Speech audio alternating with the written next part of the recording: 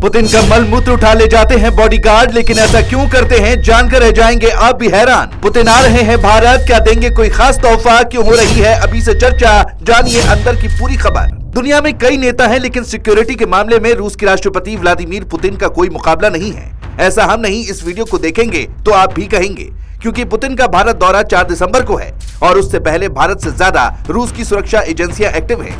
Putin किस कमरे में ठहरेंगे, कौन खाना बनाएगा, कौन पानी देगा, कौन तौलिया छुएगा, हर चीज का कंट्रोल रूस के हाथ में रहता है। सिर्फ यही नहीं, इसमें एक हैरत वाली बात यह भी है कि पुतिन का मल मूत्र तक उनके बॉडीगार्ड सील करके मॉस्को भेजते हैं, ताकि कोई भी देश, कोई भी एजेंसी उनके डीएनए, उनकी हेल्थ रिपोर्ट या उनकी मेडिकल कंडीशन को चोरी से पकड़ ना सके। दुनिया में ऐसी सुरक्षा किसी और नेता के पास नहीं है। रिपोर्ट्स की माने तो पुतिन के आने से 1 महीना पहले ही रूस की एसबीपी एडवांस की टीम भारत जैसे देशों में पहुंच जाया करती है। बताया जाता है कि ये टीम सबसे पहले क्राइम रेट, प्रोटेस्ट, होटल सुरक्षा और आसपास की गतिविधियों की जांच करती है। होटल में पुतिन के नाम पर नहीं, बल्कि फर्जी नाम से कमरा रिजर्व किया जाता है। फिर उसी कमरे को रूस अपनी लेबोरेटरी में बदल देता है। खाने का सामान रूस से आता है, शेफ रूस से आता है, सिक्योरिटी रूस से आती है और यहाँ तक कि पुतिन का टॉयलेट भी रूस से आता है। ये पोर्टेबल बाथरूम होटल के अंदर सेट कर दिया जाता है, ताकि राष्ट्रपति का एक भी अंश, एक भी सैंपल बाहर ना जाए। यही वजह है कि पुतिन का मल मूत्र भी एक स्पेशल सील्ड कंटेनर में पैक होकर रूस वापस भेज दिया जाता है। दावा है कि पुतिन के पास मोबाइल फोन नहीं होता है, वो किसी इलेक्ट्रॉनिक कम्युनिकेशन का इस्तेमाल नहीं करते।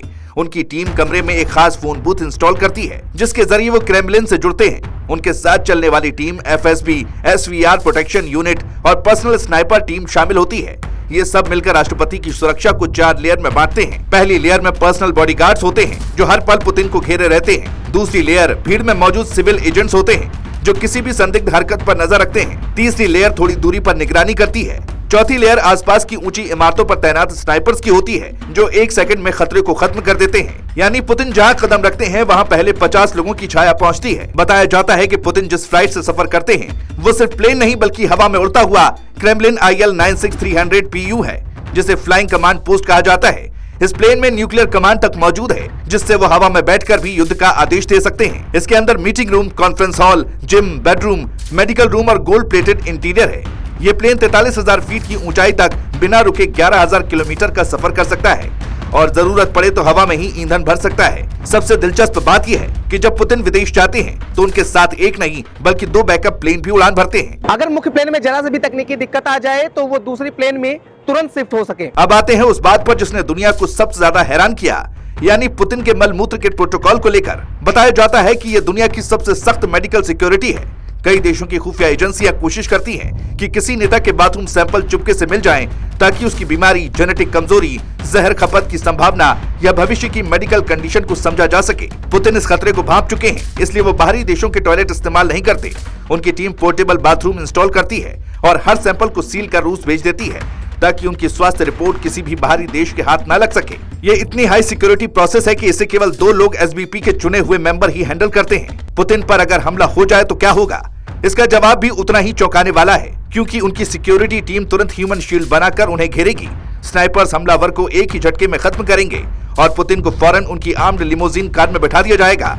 वहां से एक स्पेशल रूट के जरिए उन्हें एयरफील्ड ले जाया जाएगा, जहां उनका फ्लाइंग क्रेमलिन पहले से तैयार खड़ा होता है। रिकॉर्ड के मुताबिक सिर्फ 3 से 5 मिनट में पुतिन हवा में पहुंच जाते हैं और बाहर की दुनिया को बस ये पता चलता है कि राष्ट्रपति सुरक्षित हैं।